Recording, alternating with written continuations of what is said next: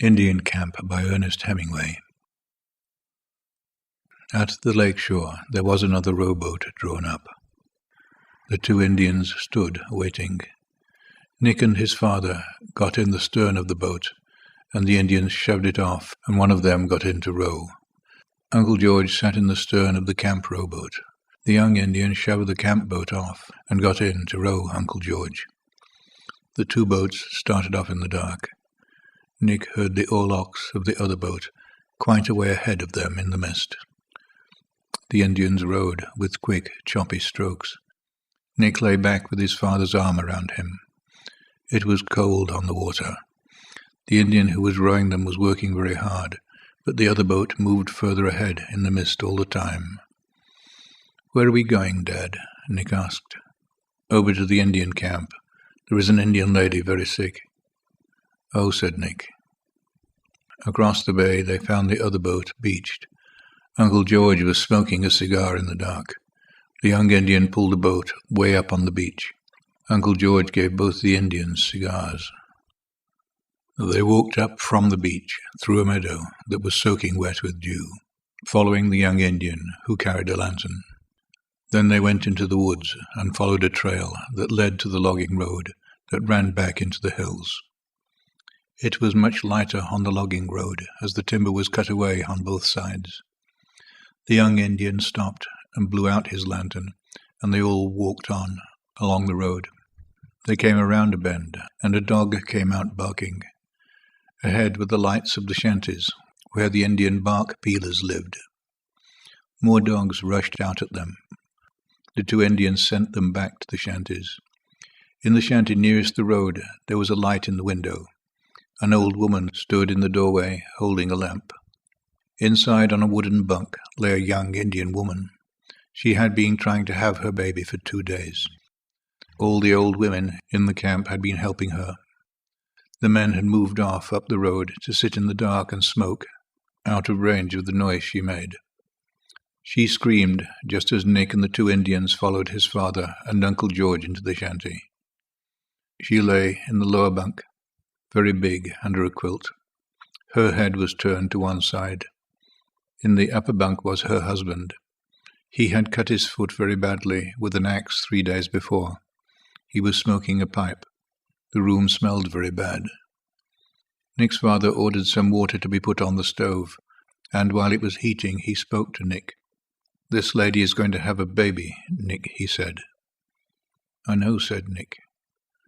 "You don't know," said his father. "Listen to me. What she is going through is called being in labor. The baby wants to be born, and she wants it to be born. All her muscles are trying to get the baby born. That is what is happening when she screams." "I see," Nick said. Just then the woman cried out. "Oh, Daddy, can't you give her something to make her stop screaming?" asked Nick. "No, I haven't got any anesthetic," his father said, "but her screams are not important. I don't hear them because they are not important." The husband in the upper bunk rolled over against the wall. The woman in the kitchen motioned to the doctor that the water was hot. Nick's father went into the kitchen and poured about half of the water out of the big kettle into a basin. Into the water left in the kettle he put several things he unwrapped from a handkerchief. "These must boil," he said, and began to scrub his hands in the basin of hot water with a cake of soap he had brought from the camp. Nick watched his father's hands scrubbing each other with the soap. While his father washed his hands very carefully and thoroughly, he talked. "You see, Nick, babies are supposed to be born head first, but sometimes they're not. When they're not, they make a lot of trouble for everybody. Maybe I'll have to operate on this lady. We'll know in a little while." When he was satisfied with his hands, he went in and went to work. "Pull back that quilt, will you, George?" he said. "I'd rather not touch it." Later, when he started to operate, Uncle George and 3 Indian men held the woman still.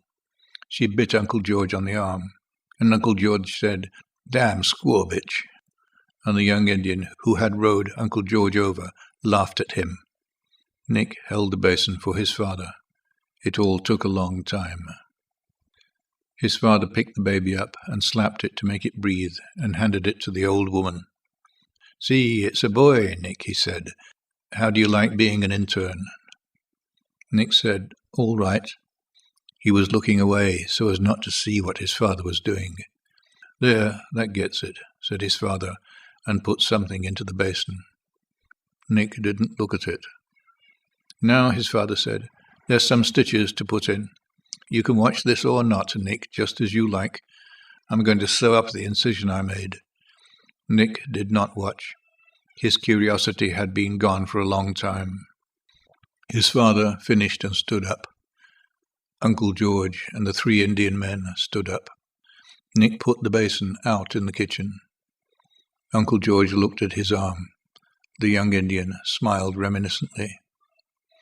"I'll put some peroxide on that, George," the doctor said. He bent over the Indian woman.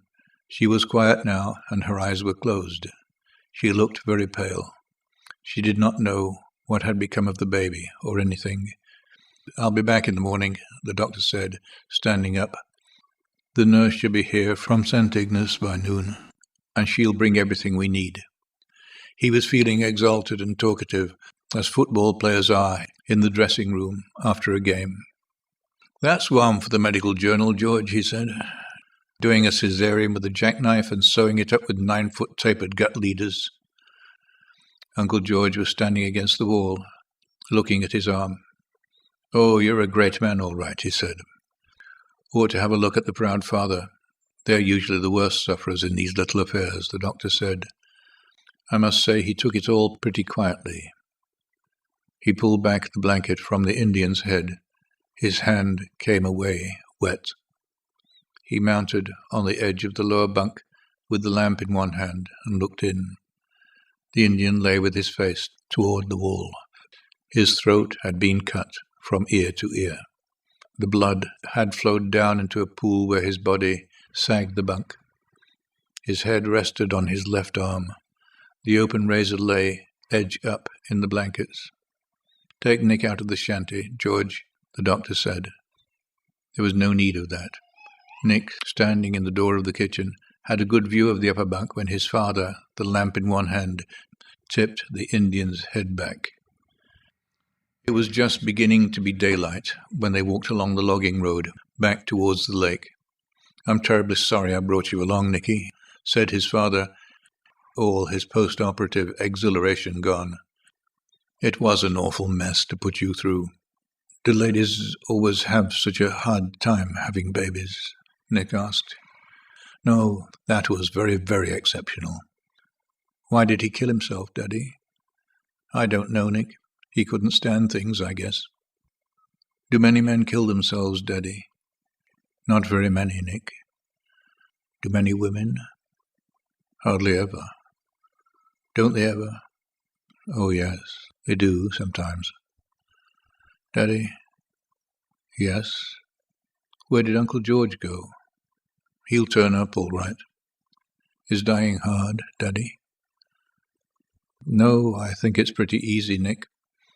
It all depends."